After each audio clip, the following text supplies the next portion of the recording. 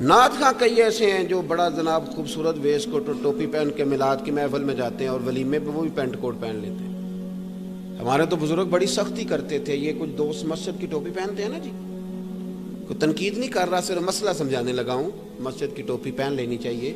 لیکن ایک بات میرے اسا فرمایا کرتے تھے بڑی قیمتی، وہ فرمایا کرتے تھے جس نے مسجد کی ٹوپی پہنی ہوتی اس سے پوچھتے تھے کہ یہ ٹوپی پہن کے تو ولیمے پہ جائے گا؟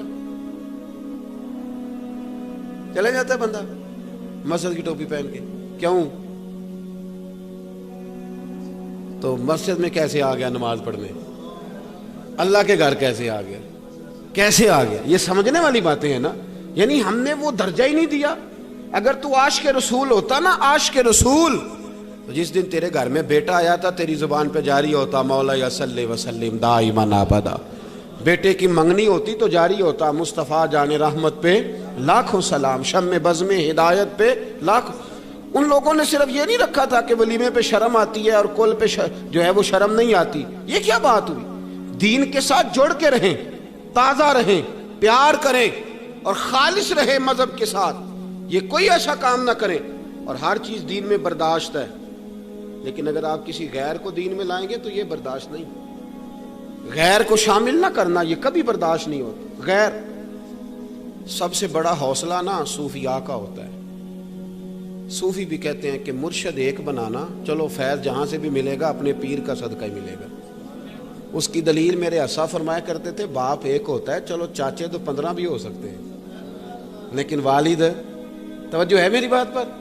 ایک بات آپ کو سنانی ہے، ذرا تھوڑی غور کریں، جو لوگ طریقت کے رستے کے مسافر ہیں نا ان کو ذرا جلدی سمجھ آئے گی اس بات۔ بابا فرید الدین گنج شکر رحمۃ اللہ تعالیٰ علیہ کے ایک مرید تھے حضرت جمال الدین ہانسوی۔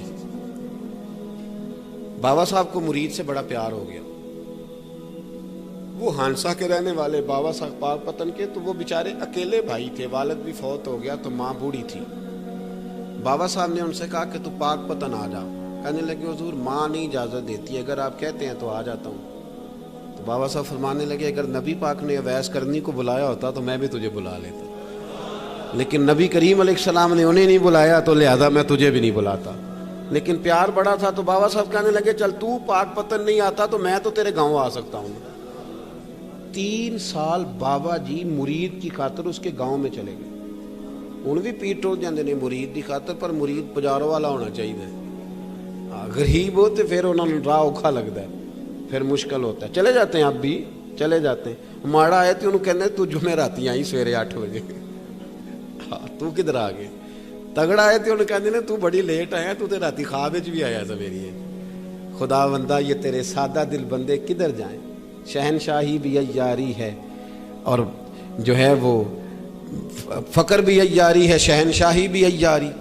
میرے بھائی سنیں، بابا صاحب نا 3 سال مرید کے ہاں چلے گئے، 3 سال ہانسا میں آپ نے قیام فرمایا، 3 سال۔ والدہ تو ان کی جلدی انتقال کر گئے لیکن بابا صاحب وہیں رہ گئے تھے۔ وہ حضرت جمال الدین بڑے خوبصورت تھے، بڑے پیارے تھے، ویسے بھی ادائیں بڑی اچھی تھی ان کی، عالم فاضل تھے۔ حضرت خواجہ بہاؤالدین زکریا ملتانی ایک دفعہ پاک پتن آئے بابا فرید صاحب کو ملنے، تو انہیں جمال الدین ہانسوی پسند آ گئے۔ انہوں نے ملتان جا کے بابا فرید کو خط لکھا کہ میرے سارے مرید اور خلفاء لے لے پر اپنا جمال الدین مجھے دے دے۔ تو بابا صاحب نے جواب میں ایک کی جملہ کا اور بڑا شاندار کہا، کہنے لگے بہاؤالدین حد کرتے ہو، کبھی کسی نے اپنا جمال بھی کسی کو دیا ہے؟ یہ تو میرا جمال ہے، یہ بھی کبھی کسی نے کسی کو دیا ہے؟ اللہ اکبر۔ انہوں نے نا کوئی روحانی کشش ڈالی حضرت جمال الدین ہانسوی کے دل میں۔ تو بابا صاحب اسباق پڑھا رہے تھے شاگردوں کو، تو حضرت جمال الدین ہانسوی آ گئے، آ کے کہنے لگے حضور میں نے ملتان جانا ہے۔ بابا صاحب نے فرمایا کوئی کام ہے، کوئی مجبوری ہے، کوئی رشتہ داری ہے؟ سمجھ گئے بابا فرید صاحب کے معاملہ پیچھے سے گڑبڑ ہو گیا، کیا مسئلہ ہے؟ کہنے لگے حضور میں نے حضرت بہاؤالدین زکریا سے ملنا۔ محبت میں شراکت داری نہیں قبول ہوتی نا، باقی معافیاں مل جاتی ہیں، شراکت داری کی کوئی معافی یہ تو نے کیوں کی؟ شریک تو نے کیسے بنا لی؟ ایک در پھڑیے تے محکم پھڑیے تے ایک دئی ہو کے مریے، یہ تو نے کیا کیا؟ فرمانے لگے اچھا بہاؤالدین زکریا سے ملنا ہے؟ کہا ہاں۔ پیار بڑا تھا بابا صاحب کا خواجہ بہاؤالدین زکریا سے، محبت بڑی تھی۔ فرمایا اچھا میں تیری خاطر یہاں آیا ہوں اور تو نے کوئی قدر ہی نہیں ڈالی، تو کہتے آگے جانا ہے، جا اب تو اسی کے پاس جائے گا۔ حضرت جمال الدین آنسوی کہتے ہیں میں نکل آیا پر سینے کا نور سارا رخصت ہو، نہ میں ملتان جا سکا اور نہ میں باوا صاحب کا رہ سکا۔ 3 سال ہو گئے معافیاں مانگتے، پر باوا صاحب نے فرمایا یار میں تیری خاطر بڑھاپے میں یہاں آیا اور تو نے سوچا ہی نہیں، تو نے قدر ہی نہیں ڈالی، تو نے یہ کیا کیا میرے ساتھ۔ ایک تاجر آیا کرتا تھا بابا فرید صاحب سے ملنے سال کے بعد، وہ آیا تو اس نے لوگوں سے پوچھا کہ وہ کدھر ہے جمال الدین، جس سے سلام لے کے بابا صاحب سے لوگ ملتے تھے، جو رستہ تھا بابا صاحب کی طرف جانے کا۔ کہا وہ تو روڑی کے ڈھیر پہ بیٹھے۔ وہ ملنے گئے اور جب جا کے ملے نا حضرت جمال الدین سے تو وہ رو پڑے۔ کہا کیا ہوا؟ کہنے لگے بس ہوا یہ کہ میں اس کی قدر نہیں ڈال سکا، جو قدر مجھے کرنی چاہیے تھی نا یار کی، میں وہ قدر کر سکا، میں قدر نہیں کر سکا، یہ مجھے سزا ملی۔ کہا ان سے کہنا معاف کر دیں۔ وہ تاجر بڑا پیارا تھا، بابا صاحب رات کو پیر دبا رہا تھا، وہ تاجر بابا صاحب کے، اس کا خیال تھا لوگ سارے جائیں گے تو بات کروں گا، پیر دباتے دباتے ساری دنیا چلی گئی، وہ بیٹھا رہا۔ بابا صاحب بولے، فرمانے لگے جاتا کیوں نہیں؟ جمال الدین کی بات کرنی ہے، جمال الدین کا ذکر کرنا ہے، چل کر۔ میں کہا حضور اب دیکھا نہیں جاتا، مہربانی فرمائیں۔ فرمایا یار اس نے دیکھ میرے ساتھ کیا کیا ہے، میں علاقہ چھوڑ کے یہاں آیا اس کی خاطر، اور وہ کہتا ہے میں نے آگے جانا ہے، اس نے توجہ ہی نہیں کی، اس نے میری محبت کو سمجھا ہی نہیں۔ فرمایا اسے کہنا میں اسے بھولا نہیں، میں روز اس کے لیے دعا کرتا ہوں، جا تو کہتا ہے تو اسے لے آ۔ حضرت جمال الدین ہانسوی جب آئے نا، اللہ والے پھر بھی سامنے والے پہ الزام نہیں ڈالتے، جب آئے نا تو کمزور ہو گئے تھے، وجود کمزور ہو گیا، آنکھیں باہر نکل آئیں، تو حضرت بابا صاحب انہیں دیکھ کے نا انہیں پھر بھی کچھ نہیں کہا، کہنے لگے فرید الدین، اپنے آپ کو ہی مخاطب کیا، فرید الدین یہ تو نے کیا کیا؟ کوئی اپنے جمال کا اس طرح کا حال بھی کرتا ہے۔ ان کو جب معافی ملی تو وہ رو پڑے، کہنے لگے حضور میرے لیے دعا کریں، اب میں رضا میں ہی پردہ کر جاؤں۔ ان کا انتقال ہوا اور بابا صاحب نے خود جنازہ پڑھایا۔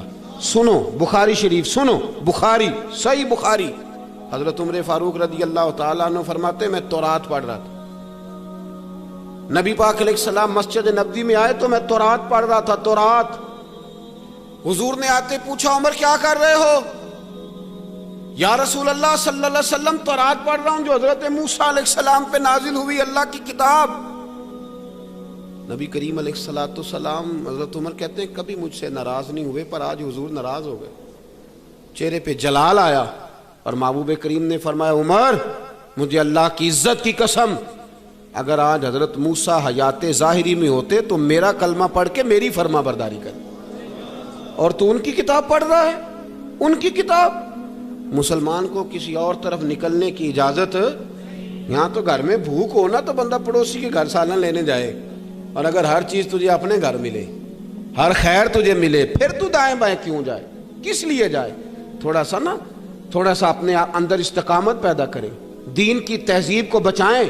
ہم نے ساری سنتیں کیا ادا کرنی ہیں میرے بھائی؟ ایک مسواک ہے نا ہمارے گھروں سے، وہ بھی رخصت ہو گئی۔ امام شورانی فرمایا کرتے تھے جس گھر میں مسواک ہو اللہ کے فرشتے اس گھر کا دیدار کرنے آتے ہیں۔ اس کی جگہ بھی ٹوتھ پیسٹ آ گیا، ذرا انگریزی کا لفظ ہے نا تو اچھا لگتا ہے، ذرا لوگوں کو پتہ چلتا ہے وی آئی پی ہو گئے سارے۔ خدا کا خوف کریں، اپنے دین کے ساتھ اپنے آپ کو وابستہ کریں، اپنے بزرگوں کی یادوں کو تازہ کریں، سنت اور شریعت کو تھام کے رکھیں۔ بات ختم کر رہا ہوں، سمیٹ رہا ہوں۔ حضرت سلمان فارسی گورنر بن گئے تھے۔ ہم جب تھوڑے اوپر جاتے ہیں نا، جب تک کوئی بندہ غریب ہوتا ہے نا تو سارا سال میلاد مناتا ہے، اور جیسے وہ امیر ہوتا ہے پھر اسے دلیل ہی نہیں ملتی کہ میلاد جائز ہے کہ ناجائز۔ پھر کہتا جی میں نے دلیل نہیں پی لبتی۔ میں نے کہا دلیلیں تو بڑی ہیں، پر بھائی پیسے بہت زیادہ ہوں تو پھر بندے کو کسی اور کی سننے کا موقع ہی نہیں ملتا۔ بندہ خود پڑھا لکھا ہو تو پھر اس کا نہ کوئی پیر ہوتا ہے، نہ مرشد، نہ کوئی استاد۔ مالداروں کا اور پڑھے لکھے لوگوں کا الا ماشاءاللہ کوئی بڑا، وہ سارا کچھ خود ہی ہوتے ہیں، اور اسی لیے پیچھے رہ جاتے ہیں روحانی طور پر۔ حضرت سلمان فارسی رضی اللہ تعالیٰ عنہ پہلے امیر باپ کے بیٹے تھے، پھر غریبی آئی، پھر اللہ نے انہیں موقع دیا اور وہ ایک صوبے کے گورنر بن گئے۔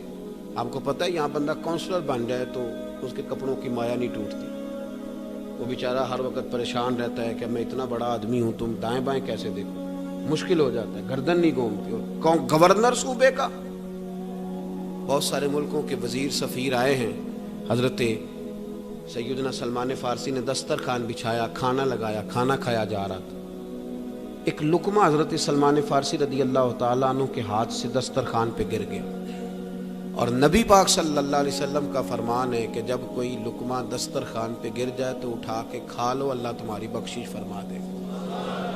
وہ لقمہ گرا نہ تو حضرت سلمان فارسی نے وہ لقمہ اٹھا کے پہلے منہ میں رکھا، پھر انگلی کے ساتھ دسترخوان صاف کر کے انگلی چاٹ لی۔ تو آپ کو پتا ہے ہمارے بچے بھی مشورہ دیتے ہیں کانوں میں کہ ابا جی دور بدل گیا ہے، ہمارے بچے بھی صلاح دے دیتے ہیں دادا جی اب وہ زمانہ نہیں۔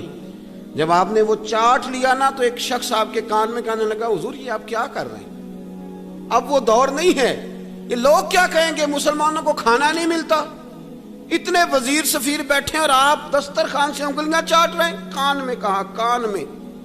چاہیے تھا نا کہ حضرت سلمان بھی کان میں جواب دے دیتے کہ بات ختم ہو جاتی، لیکن جناب سلمان فارسی بول پڑے اور زور سے بولے اور بول کے فرمانے لگے کیا کہا تم نے، وزیر مشیر بیٹھے؟ فرمایا ان 4-10 دنیا داروں کے لیے میں اپنے نبی کا طریقہ چھوڑ دوں، نبی پاک کا طریقہ چھوڑ دوں 4 دنیا داروں کے لیے، ان کی پرواہ کروں میں؟ اور پھر اتنے جذبات میں آئے حضرت سلمان فارسی کے سر سے پگڑی اتار لی۔ بات تو اتنی تھی نا کہ آپ انگلی نہ چاٹیں، لیکن کہاں لے گئے، اپنے ہاتھوں سے اپنے بال پکڑ لیے اور رو کے کہنے لگے میں مدینے کے باغوں سے کھجوریں اتار کے بیچا کرتا تھا، یہ جو آج میرے سر پر عزت کے بال ہے یہ محمد عربی کے اگائے ہوئے ہیں، یہ نبی پاک نے اگا کے دیے ہیں مجھے یہ بال، تو میں نبی پاک کا طریقہ چھوڑ دوں، حضور کا؟ کسی کو اچھا لگتا ہے تو لگے، نہیں لگتا تو نہ لگے، لیکن میں نے تو اپنے مصطفیٰ کے طریقے پہ رہنا، نہ ملمہ سازی۔ آج کل لوگ روشن خیال نہیں، آج کل لوگ روغن خیال ہیں، روغن چڑھ گیا خیال ہے، اس روغن خیالی سے نکلیں۔ ہماری تہذیب اپنی ہے، ہمارا کلچر اپنا ہے، ہمارا لب و لہجہ اپنا ہے، بھاگ کے کسی اور کا وہ کوا اگر کبھی ہنس کی چال چلنے کی کوشش کرے تو اس کی اپنی بھی ٹیڑھی ہو جاتی۔ مہربانی فرمائے ایسا نہ ہو کہ گرتے پڑے اور پھر ہمیں کوئی ٹھکانہ نہ ملے، واپس آ جائے۔ اس دین کے اندر گناہگار کی تو معافی ہے، پر غدار اور بے وفا کی معافی نہیں ہے، شرک کی کوئی معافی، نبی پاک علیہ الصلوۃ والسلام مقابلے میں کسی اور کی سننے کی کوئی معافی۔ اپنی تہذیب کو، اپنے تمدن کو، اپنے خیالات کو سنبھالیں۔ اللہ کے حضور دعا کرتا ہوں جو میں نے کہا اللہ اسے قبول فرما لے، جہاں ہم بھول گئے اللہ ہم سے درگزر فرمائے، اور مالک کریم ہمیں محبوب پاک کے دروازے کی سچی گدائی اور غلامی عطا فرمائے۔ مجھے چونکہ سفر کرنا ہے تو آپ سے اجتماعی السلام علیکم ہی عرض کروں گا، مسافر ہوں، اپنے 2 فرض پڑھ کے آپ حضرات سے چھٹی لوں گا۔ آپ کا جیسے بھی پروگرام ہو آگے جاری رہے۔ آخر دعوانا